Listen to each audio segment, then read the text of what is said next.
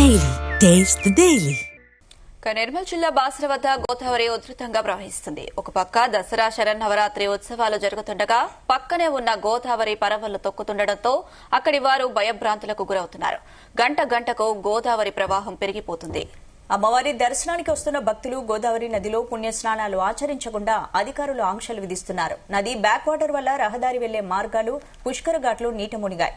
భారీ వర్షాలు కురవడం, దానికి తోడు మహారాష్టలోని కురుస్తున్న భారీ వర్షానికి దిగువన ఉన్న గోదావరి నది శ్రీరామ్ సాగర్ ప్రాజెక్టుకి భారీగా వరద నీరు వచ్చి చేరుతోంది.